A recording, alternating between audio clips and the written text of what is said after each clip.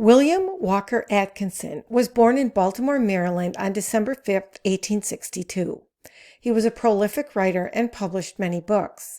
Some of these were written under pseudonyms, and some were written in concert with others. He experienced a complete physical and mental breakdown as well as a financial disaster during his early career as a lawyer. He looked for healing, and in the late 1880s, he found it within the New Thought movement. This was a spiritual movement that began in the U.S. in the early 19th century. It was seen by its adherents as succeeding ancient thought, accumulated wisdom and philosophy that originated in ancient cultures such as Greek, Roman, Egyptian, Chinese, Taoism, Vedism, Hinduism, and Buddhism. Atkinson attributed what he learned and applied from this movement to the restoration of his health, both mental and physical, and his material prosperity as well. Atkinson began to write articles on the principles of wisdom that he discovered, which were then known as mental science. A series called The Arcane Teaching, published in 1909 and 1911, is attributed to him. The philosophy espoused in this series is very similar to that of the Kybalion, which is another title that is attributed to Atkinson. Later portions of the material from the Arcane Teaching appeared in The Secret Doctrine of the Rosicrucians by Magnus Incognito, which was yet another Atkinson alias. And you can see my video that I created on this book. The Arcane Teachings comprises 4 complete books: The Arcane Teaching, The Arcane Formulas, The Mystery of Sex, and Vril, Vital Magnetism. In this video, I'm going to give a brief summary of Book 3 on Vril, the Vital Magnetism, the secret doctrine of ancient Atlantis, Egypt, Chaldea, and Greece. This short book consists of 7 lessons, including the nature of Vril, Vril in organic life, the mechanism of Vril, Vril in physical manifestation, the transformation of Vril, Vril in food and water, Vril in the air, Vril in the breath, secret of Vril absorption, application of Vril power, conserving Vril power, and lastly, the psychic phase of Vril. Atkinson says that the term Vril indicates the universal principle of vital energy, life force, or vital magnetism. The term originated in the language of ancient Atlantis. The source of the word Vril is the Atlantean root vri, meaning life. He points out that there are many words in other languages that also mean vigor, energy, and vitality. Nearly all of the schools of occultism in all lands and in all times have taught the existence and principle of this vital energy. Many theories have been advanced to account for its existence and to explain its purposes and effects. However, Atkinson prefers to present the original arcane teaching regarding the principle of Vril. Vril is held to be a great cosmic principle of very fine energy that permeates all forms of matter. It plays a role in thought processes and thinking, but is not identical with mind. This is because mind is held to be a prior manifestation of the infinite. Vril arose from the mental principle and the grosser forms of energy, and then the forms of matter, both fine and gross. Therefore, in this sense, Vril is a great universal principle from which manifest many other activities. Thus, it is difficult to define, as is any other universal principle. However, Atkinson says Vril is the principle of inner vital power or energy that is found in all forms of specialized matter, both inorganic and organic. From this, we extrapolate that life is present in all forms of matter, no matter how crude or gross. The principle of life is present in manifest through all forms of material things, inorganic as well as organic. Atkinson says that science acknowledges that life consists in the power of independent action and movement, the ability to act and move from inner and inherent power, and not from power or force applied from without. The power to act and will is different from mind. It is what is called vital force, life energy, or Vril. He gives this example. A man may feel the sting of an insect and may then will to brush aside the insect. But unless he sends a current of vital force, life energy, nervous energy, Vril, his muscles will not contract nor will his hand move. Moreover, without Vril, he cannot even perform the processes of thought and come to a decision regarding the brushing away of the insect. Vril is the force which operates the machinery of life, from the crudest movement up to the highest exercise of the brain cells of the philosopher or mathematician. This Vril force also operates on a much larger scale. It is the inner power of action and movement of all material forms of the universe. It is by its action that the ions, electrons, and particles of matter are attracted and repelled. This manifests constant vibration, which forms the combinations which give us our 80 elements of matter. It is the fine energy of force that enables material things to move of their own power, the power within them. In addition, it is at the heart of the force of gravitation, defined as that force which operates over infinities of space without the measure of time, in spite of all obstacles. It pervades all space and is immanent in the universal ether.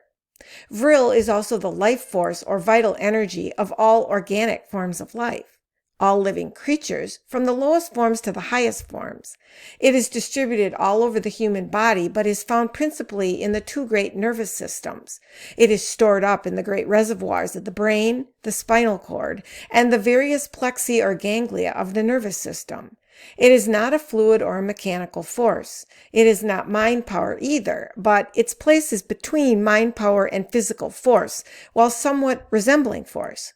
It is not the soul, spirit, or mind of a person any more than it is his physical body, but it is a mighty force operating upon the body under the control of the conscious or subconscious mental faculties. The physical form of man carries its charge of Vril, but does not produce it. Vril energizes and moves the physical structure, but does not cause it. It is active in every process of thought, but it is not produced by thought, though it energizes thought processes. Mind, Vril, and matter are the three coordinate manifested principles of the infinite and depend upon each other for their activities. Atkinson says that those who assert that thoughts are things are right so far as they go, but they do not go far enough. A thought cannot be generated without Vril. Neither can it be projected to a distance without an employment of the force of Vril. It is only when the triangle of being, mind, Vril, and matter, is recognized that one's full powers and energies may be manifested. Vril is never manufactured in the human body. There is just so much Vril in existence, a certain amount or quantity, and this amount can never be added to or subtracted from by the organism of man. Man's physical organism stores up a reserve supply of Vril and transforms it into the various forms and phases required for the purpose of the organism. It is in this way gathered, stored, and transformed for use, but it is never created by the organism or destroyed. It emerges from the universal supply and merely undergoes transformation of phase, form, and use. The mechanism of the human body that is involved in the absorption, storage, transformation, and use of Vril is the nervous system. Each one of the cells in the body carries its own tiny charge of Vril. The enormous amount of energy and power required to perform the work of running the physical vehicle of man comes from Vril power. There is a constant use of this Vril power, and therefore a constant replenishing of its store in the human body is necessary. Vril also supplies the energy necessary for every motion of the human body in all its activities. As it is depleted, it must also be replenished. Atkinson says that many people ignore the renewal of the supply to the degree that they become depleted in vitality, virility, and general nervous energy, to the degree that they become physical wrecks and may even suffer from what is called a nervous breakdown. Emotional excesses also consume an enormous amount of Vril. Humans need to become aware of the need of the system for calm repose and relaxation in order that it be recharged with Vril. Preventing waste of Vril is key. Atkinson likens it to the exhaustion of the supply of water in a household when the faucets are allowed to drip continuously. It is necessary that humans consume the following in precise combinations in order to transmute Vril. 1. Food and nourishment. 2. Water to preserve fluid balance and eliminate waste matter. And 3. Air taken in through the lungs that supplies oxygen to maintain bodily heat and burn up waste matter, both in cells and in the lungs. Humans do these things naturally, even though the majority know nothing about Vril. According to Atkinson, the danger lies in man's increasing propensity for living in large cities where there is greater waste and greater use of Vril than nature has intended or provided for. In addition, humans who spend the majority of their time indoors do not obtain the normal amount of exercise.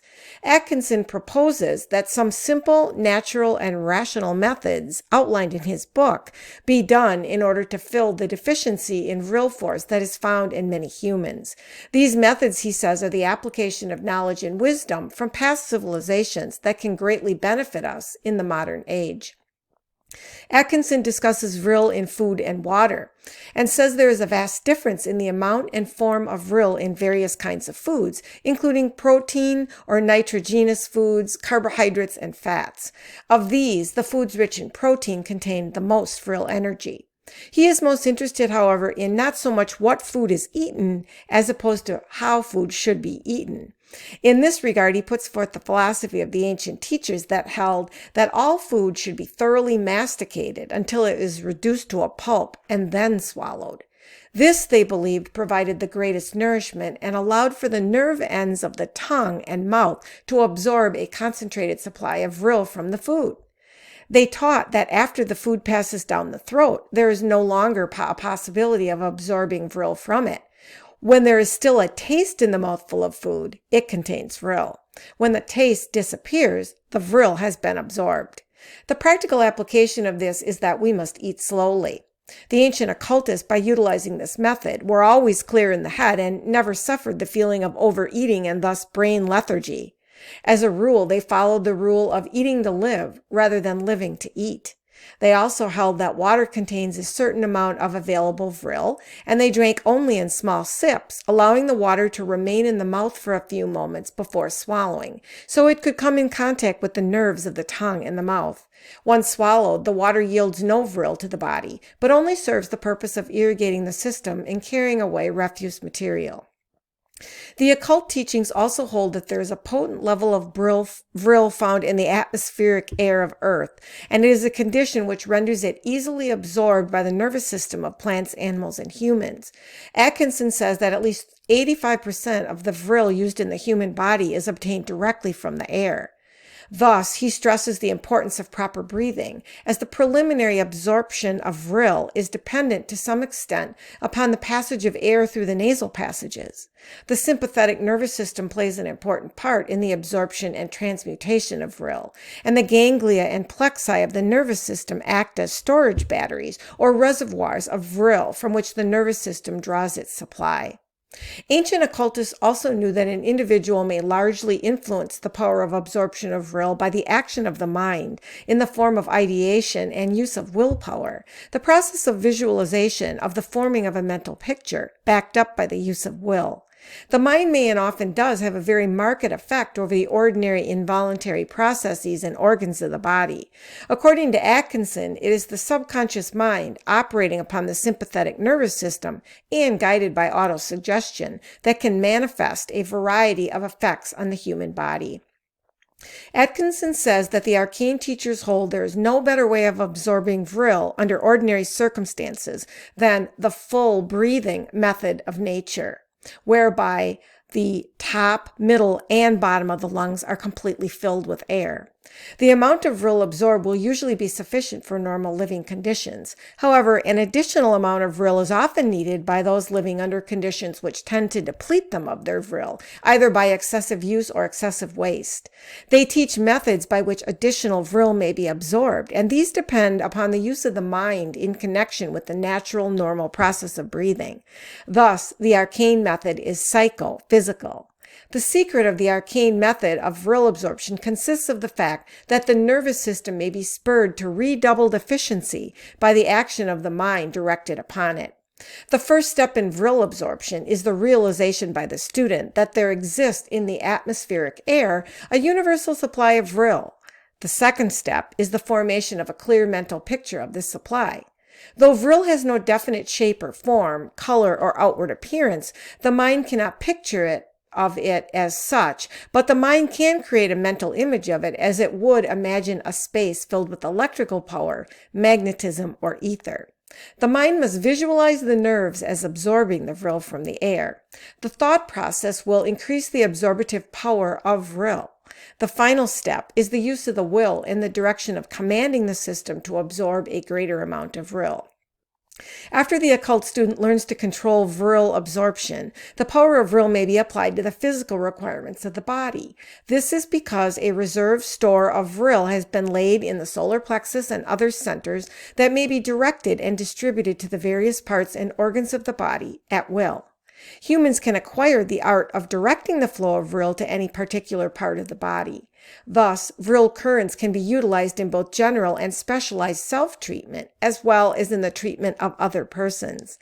Atkinson says the student who masters these methods is brought in touch with Vril, the great force of life, and is enabled to apply its energies at will. While he cautions the misuse of this power, he says the right use of vital energy, life force, Vril, is always in the direction of life and health. He stresses also the importance of not only storing up a sufficient supply of Vril, but avoiding unnecessary waste and leaks of energy, which he says occur in two ways: emotional waste and physical waste. Atkinson concludes his book with a discussion of the psychic phase of Vril. He points out that the part played by Vril in the phenomenon classified as psychic, mental science, or occult. Thought projections, waves, and vibrations are charged with Vril, so there is an effect on a person receiving them. The strength of the Vril current determines the power of the thought vibrations sent from one person to another over a short or long distance. Vril is the real force or energy in all manifestations of thought force. The mind only serves to project that force by the will, and to color it by the idea or feeling held in the mind. A person may send to another direct currents of Vril and thus increase his or her vitality, energy, force, and power. Another use of Vril is for the occultist to surround himself with an armor of protection that will defy all attacks on the part of others. The last words of Atkinson's book on Vril, or Vital Magnetism, are as follows: "O neophyte, in the center of life shalt thou indeed find poise and power. In the heart of the storm shalt thou find peace. He who finds the center of himself finds the center of the cosmos, for at last they are one."